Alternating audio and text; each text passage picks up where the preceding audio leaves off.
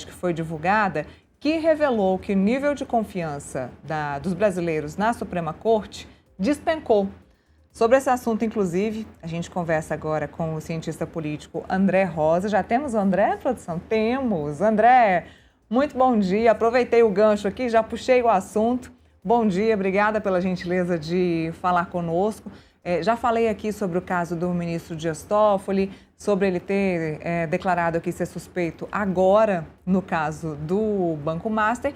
E temos a pesquisa Genial Quest que foi divulgada ontem, mostrando aí essa desconfiança dos brasileiros na Suprema Corte. É o mínimo, né? A gente vem falando aqui no nosso programa ao longo dos dias que não tem como você confiar numa Suprema Corte que passa por cima da Constituição. E eu já queria começar perguntando a você sobre o Supremo Tribunal Federal. Por que a Suprema Corte deixou de ser confiável para os brasileiros, né? Claro, a gente vê vários motivos, mas por que especificamente a Suprema Corte agora deixou de ser confiável para os brasileiros? Bom dia mais uma vez. Bom dia aos telespectadores. Bom, primeiramente, talvez seja muito forte a gente dizer que a população deixou de confiar no Supremo Tribunal Federal. Talvez seja uma afirmação muito forte. O que eu vejo nesse momento é que existe uma desconfiança da Suprema Corte, tendo em vista todo o contexto político e crise política que está envolvendo o Banco Master, que está envolvendo essas instituições, porque são tantos atores políticos importantes que estão ligados a esse assunto que essa desconfiança ela tende a aumentar, né? Agora, se a gente não pode confiar na Suprema Corte, que é a grande guardiã da Constituição, realmente a gente está partindo para um Estado totalitário. Agora, realmente, algumas questões envolvendo alguns ministros em específico, que não cabe aqui citar nomes, né, participando de jantares, enfim, com investigados, isso que leva a uma desconfiança da opinião pública. Agora, partindo do ponto de vista de como que isso pode influenciar ali a opinião pública em um ano eleitoral, isso fortalece muito a narrativa do ex-presidente Jair Bolsonaro, né? Então, em um primeiro momento, ficou muito evidente que a população desconfiava do discurso bolsonarista anti-Supremo Tribunal Federal. Agora, com todas essas dúvidas, principalmente em relação ao Toffoli, essa suspeição, isso começa a se cristalizar um pouco mais. E isso já vem impactando as últimas pesquisas presidenciais, que colocam o Bolsonaro e o Lula ali praticamente empatados, não é? Que, se parar para olhar o contexto histórico das últimas eleições do pós-democratização, a gente vai perceber que faltando 7 meses para as eleições, essa distância era para ser mais elástica em relação a quem está à frente da máquina pública. Então, isso não está abalando só a falta de confiança da população em determinado momento no Supremo Tribunal Federal, mas também já está impactando no comportamento político do eleitor frente às eleições que vêm aí em outubro. André, essa pesquisa também traz um detalhe importante. Os brasileiros pensam em impeachment de ministros da Suprema Corte. Claro, isso ainda não é possível, mas a indicação é de que os brasileiros não estão satisfeitos. Como é que você avalia o impacto disso? O impacto é extremamente negativo. Inclusive, hoje já se tem notícia de que o Centrão estaria contando votos ali para tentar soltar o forcado para evitar uma possível delação. Então, realmente, a partir do momento o brasileiro ele vai ver, olha, a gente não vive num país sério, porque isso não é possível. Um escândalo desse tamanho, um rombo desse tamanho no Fundo Garantidor de Crédito, e estão tentando livrar o cara. Então, assim, ficou uma imagem de muita desconfiança por parte do eleitor. Então, ele não pode confiar mais nos parlamentares, não pode confiar mais no Executivo, não pode confiar mais na Suprema Corte. Então, ele já começa a pensar que, olha, isso aqui está virando um totalitarismo, daqui a pouco a gente está vivendo uma ditadura porque as instituições realmente elas não funcionam. As instituições que deveriam realmente guardar a Constituição não estão funcionando.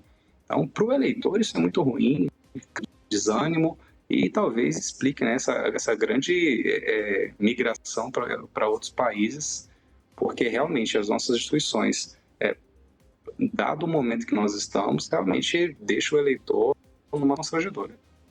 Felipe, a gente vem falando, né, aqui no programa sobre essa desconfiança do brasileiro e que essa desconfiança ela iria surgir mais dia, menos dia da Suprema Corte. Você tem uma pergunta para fazer para o André sobre isso? Sobre essa pesquisa e sobre essa desconfiança dos brasileiros no Supremo? Claro, claro. André, você vê, por exemplo, que a crise do Banco Master, né, e a crise do Daniel Vorcaro, a crise do Supremo Tribunal Federal, pode ser resumido à crise do establishment, né, a crise dos poderes constituídos, né, do Brasil. Né? As instituições no Brasil estão em xeque, né, desde do Banco Central, passando pelo Supremo Tribunal Federal e caindo no mundo político, né, porque o caso do Daniel Vorcaro e do Banco Master pega todos os partidos políticos, todos os políticos, independentes de viés ideológico.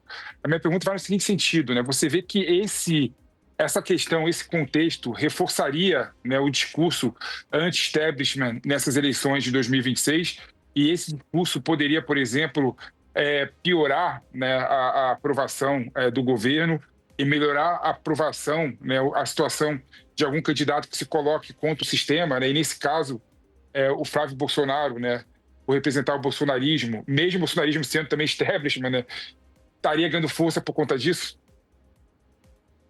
Com toda certeza. Primeiro porque durante a campanha eleitoral, vários recortes vão ser feitos, por exemplo, do Lula elogiando o Alexandre de Moraes, eu não gosto de citar nomes, mas enfim, elogiando o ministro do Supremo, etc. e tal, e depois depois surge toda essa grande crise. E aí aqueles que lá atrás foram contra, né, algumas narrativas do Supremo Tribunal Federal, começa a ganhar força. Então agora é o efeito rebote de tudo aquilo, porque na política toda ação ela tem uma reação. Então, em determinado momento, você teve uma ação positiva. Agora, existe o rebote daquela ação. Porque na política, nada é tão linear. Não dá para você encarar a política como uma ciência exata. Ela é fluida e a todo momento é uma janela aberta. Uma janela aberta de riscos e de oportunidades. Então, agora, eu vejo que essa crise envolvendo o Master, envolvendo suspeições sobre a Suprema Corte, leva uma vantagem considerável para o Flávio Bolsonaro trabalhar nas eleições. Agora, quem vai ganhar no final das contas é aquele que erra menos. Eu acredito que vai ser uma eleição contada até o último voto, em que quem errar menos vai levar. Agora, o Flávio Bolsonaro ele tem uma grande janela de oportunidades. Talvez, tal como 2018, que foi uma eleição que caiu no colo do Bolsonaro no sentido de que existia uma narrativa antissistema, existia também, na época, um problema muito considerado em relação à segurança pública. Então, volta um antissistema e volta uma discussão da segurança pública que, se não me engano, foi na pesquisa da Datafolha, em que os problemas relacionados à segurança pública estão à frente das narrativas dos eleitores em relação a aspectos econômicos, inclusive. Mesmo com juros altíssimos, a narrativa da segurança pública para os eleitores ainda ela é mais forte. Então, juntando a narrativa da segurança pública, juntando a narrativa antissistema, juntando a suspeição da Suprema Corte e juntando que existiu toda uma blindagem na Suprema Corte, principalmente quando alguns ministros foram atacados pelos Estados Unidos, né? Favorece bastante a candidatura, a musculatura do Flávio Bolsonaro. Bom, a pesquisa mostra também que quase 40% dos brasileiros, falando aí do caso Master, 40% dos brasileiros foram ouvidos na pesquisa e não votariam em políticos envolvidos. É uma rejeição relativamente considerável. O que a gente pode tirar disso? Será que até lá, até as eleições, o brasileiro ele já esqueceu isso? Ou ele vai mesmo levar em conta esse caso Master e não vai votar em quem participou ou quem teve qualquer tipo de relação aí com o caso Master? Não tem como esquecer, porque o contexto político está muito favorável ao Bolsonaro. Então, com certeza, ali o núcleo vai levar isso adiante e eles têm um grande poder de capilaridade para os eleitores, redes sociais, enfim. Eles conseguem chegar a uma comunicação muito assertiva com esse eleitor. Então, não vai realmente... existe aquele papo que o brasileiro tem memória curta, desde que você deixe de falar sobre o assunto, que esse assunto, com certeza, ele não vai ficar tangencialmente ao debate político. Com certeza, esse debate ele vai esquentar, tá?